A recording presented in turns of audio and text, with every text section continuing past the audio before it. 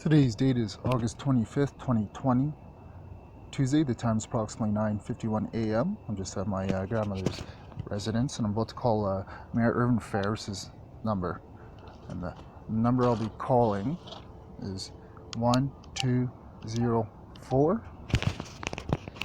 This right here. 1204 239 8333. I have my report on. This is in respect to human trafficking, a young child here. The license plate numbers.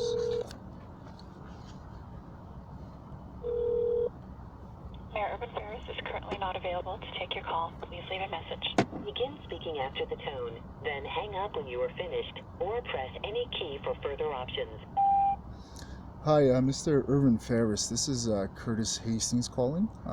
Today's date is August 25th, 2020, Tuesday. The time is approximately 9:52 a.m. I'm just calling from my grandmother's residence. The callback number is 204-589-1981. I left a message with you last night. I was a bit concerned about some construction site activity and some other things.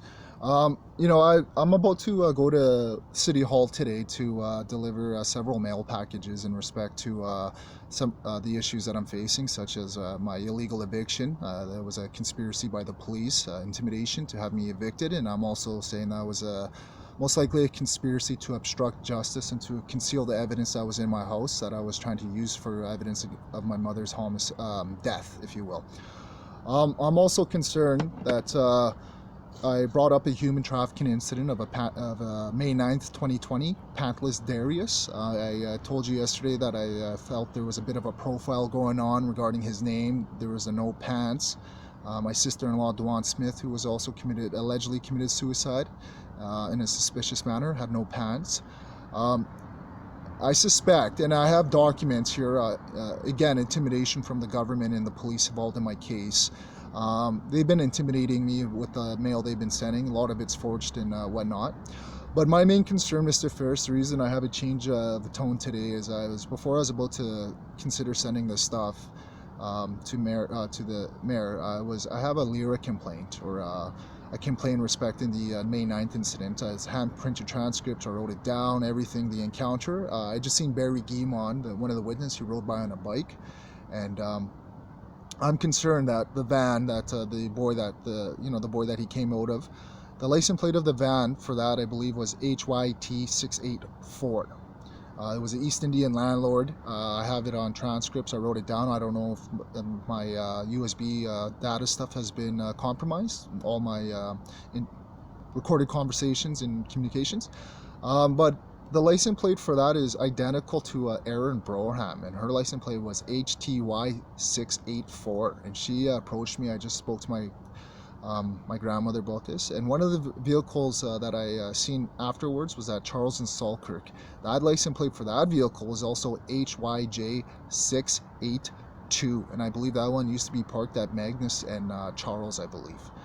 Mr. Ferris, I'm concerned at this point in time that there are people surrounding me, the author, Curtis Hastings here, and they are possibly committing a major fraud. And I think they may be switching license plates, or having identical license plates, meaning there's going to be a surprise witness to one of their conspiracy crimes of possibly a child being sexually assaulted or murdered. And I suspect the license plates of these are going to be to that Erin Broham. She may be attempting to say she's my girlfriend. She's was a CBC news reporter who approached me after my release for a May 13th, 2017 incident.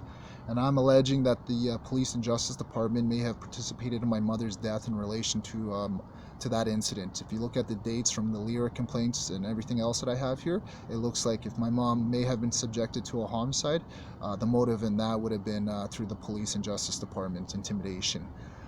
So I'm concerned that Erin Broham, the one that lived in Point Douglas, that approached me, I have her handprint. I don't know if it's her handprinted impressions, but I have some writings here. I'm concerned that her and possibly Jason Giesbrecht, maybe Stephen Tays even, maybe that of wealthy families, and I am concerned, or even just police officers, but I'm concerned that they may be having people saying they're my girlfriends, or that I'm close to them, I haven't been involved in any relationships. One person that I did mention was a Kristen Rin. Nice lady, but there was nothing more than me just going through some hard times, and I think I may have said something at my mother's hospital bed because, I spoke to Kristen a lot about my mother. So other than that, I have no involvement with Kristen Rin. I called her a few times to speak to her, and I just wanted to make it clear that there's absolutely no communications other than what I've recorded or what's been, reported in Stony Mountain. So again, Mr. Ferris, I'm in fear of my life, in fear of other person's life. I'm gonna hopefully try and get this complaint in. I spent all my money. I'm homeless. I was gonna ask if you could contact the premier and see if if him or the city of Winnipeg could possibly speak to me about this. I'm asking for witness protection to leave the city. Set aside that, I know people don't want to respond. Stopped. Press R, the 7 key, to review your message. D, the 3 key, to discard your message and record over. A, the 2 key, to append to your message and continue recording. U, the 8 key, to make your message urgent. X, the 9 key, to send your message marked urgent. Press R, the 7 key, to review your message. D, the 3 key, to discard your message and record over. A, the 2 key, to append to your message and continue recording.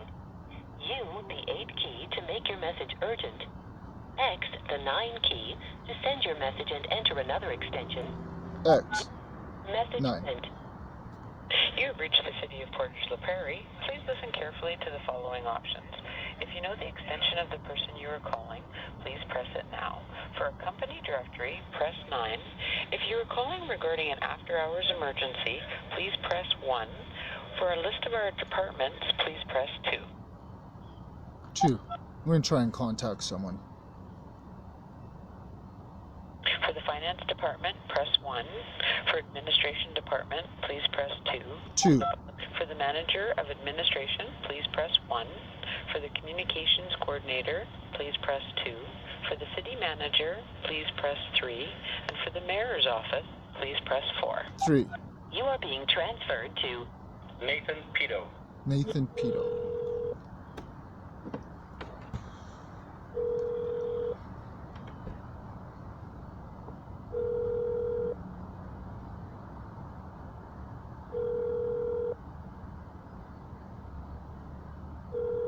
Hi, you've reached the voicemail of Nathan Pito, City Manager with the City of Portage-la Prairie. I'm away from my desk right now. Please leave your name, number, and reason you called, and I'll get back to you as soon as possible. Thank you for the call. Begin speaking after the tone, then hang up when you are finished, or press any key for further options. Hi, Nathan. This is Curtis Hastings calling. Today's date is August 25th, 2020, Tuesday. The time is approximately 10 a.m. I have this cell phone recorded along with the Sony digital voice recorder. I'm currently at 8 minutes and 20 seconds. I just left a voicemail with Mayor Ervine Ferris. I also left one with him last night. I'm calling your guys' city, your government, because I am concerned that my government over here, including possibly the Manitoba legislator, are completely corrupt. My case is pegged with high-leveled corruption and organized crime. And I'm concerned that there was an incident with a May 9th incident that I've been reporting to Mr. Ferris, and I've made a discovery or a concern that there were a lot of the license plates in that area that were coming out of that back lane directly associated to this incident were identical and the same to other ones, including to an Aaron Broham, who I suspect is a police officer. Well, she says she's CBC. I'm concerned that there are persons involved in my life, or not involved in my life, but surrounding themselves around my family and me, saying they're pursuing organized crime or sex offenders or anything like that. And they were, I think they may be, it may be a conspiracy to have someone point me out for a crime that I may have, that I would not obviously commit. Now, the reason I'm reporting this today is because this has been dragging out quite a while since May, and I know this incident would be considered a major incident, and since that time the city and the police, the Justice Department, and everyone else has taken their time to ignore this. Meanwhile, I can tell you the criteria is met for human trafficking, even on, but with that being said, I was going to ask if you could pass this on to Mr. Ferris, and if you could, if you could tell him that I'm concerned for my safety, my family's safety, and the children around us safety, and that I'm trying to ask for the province for witness protection. So if he would be able to call me at 204-589-1981, that would be appreciated. I haven't spoke to him. I left a few messages over time. I don't mean to embarrass the guy or involve him in matters that don't involve his city, but again, I'm homeless, and this was committed and as a conspiracy by the Winnipeg Police and Justice Department here to have me rendered homeless, so I cannot pursue the allegations that I'm reporting, and I'm concerned that I'm being set up for murder, or that subject to a conspiracy to be murdered. Okay, thank you. Bye. Press R, the 7 key, to review your message. D, the 3 key, to discard your message and record over. A, the 2 9. Message sent. You have reached the City of Portage La Prairie. Please listen carefully to the following options. If you know the extension of the person you are calling, I'll leave it at that. I'm going to call the police later. I've called the police chief many times here, and I'm going to call Ervine Ferris. I'm going to be relentless and start calling people because, again, I'm getting concerned. I think that's what's going on. I think it's going to be a public good face. Anyone would believe him no matter what in a heartbeat, but I think something's going on here. Someone's going to jump out of a vehicle and point me out and said I was doing it, that they're trying to leave evidence of being nearby the scenes and things like that. So I'm convinced 100% that's what's most likely happening here.